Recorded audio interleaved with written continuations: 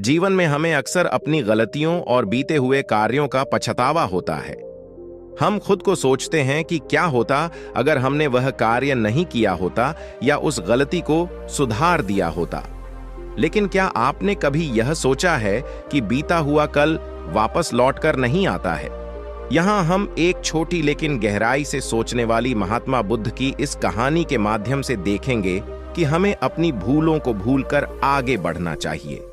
दोस्तों, महात्मा बुद्ध एक गांव में प्रवचन सुना रहे थे। उन्होंने पास हुए लोगों के समीप अपनी मधुर वाणी से सभी को संबोधित करते हुए बताया कि हर किसी मनुष्य को धरती मां की तरह सहनशील तथा क्षमाशील होना चाहिए। क्रोध मानव का ऐसा शत्रु है जो दूसरों को तो हानि पहुंचाएगा, साथ में खुद भी उससे नहीं बच पाएगा। इसलिए क्रोध, ईर्ष्या मानव की सबसे बड़े शत्रु है। सभा में सभी लोग शांति से उनकी बात को ध्यानपूर्वक सुन रहे थे। तभी वहां उस सभा में एक अति क्रोधी व्यक्ति भी उपस्थित था। वह पहले तो उनकी बात सुनता रहा, फिर वह अचानक महात्मा जी से क्रोधित होकर बोला। बोलते समय उसकी आंखें खून के समान लाल हो रही थीं। उसने बोला कि तुम ढोंगी हो, यहां बैठकर लोगों को बेवकूफ बना रहे हो। ये जो भी तुम कुछ कह रहे हो ना, इसको सचमुच करना बहुत मुश्किल है, समझे? तुम्हारी इन बातों का कोई मतलब नहीं है। ये सब बातें कोई मायने नहीं रखती। असल जिंदगी में कहानी सुनाना बंद करो धूर्त महात्मा, और जहां से आए हो वहीं चले जाओ। ऐसे कठोर वचन सुनकर भी महात्मा जी ने उस क्रोधी पुरुष का कोई विरोध नहीं किया और न ही उसकी बातों पर कोई भी प्रतिक्रिया दी।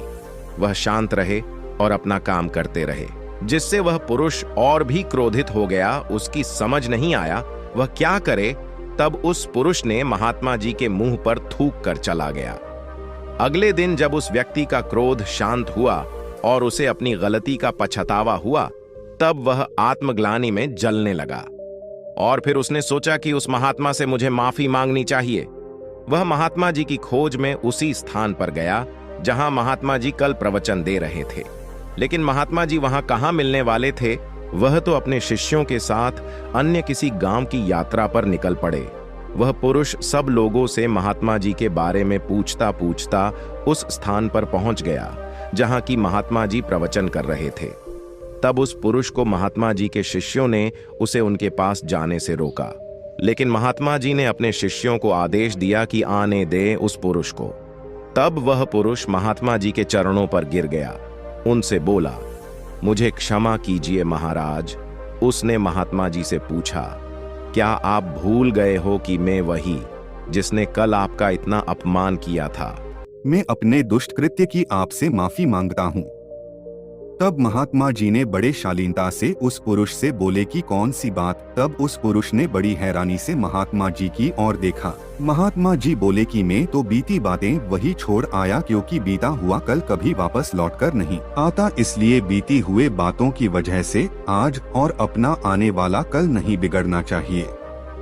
जो हो गया सो हो गया। तुम्हें अपनी भूल का एहसास हुआ, यही सबसे बड़ी बात है।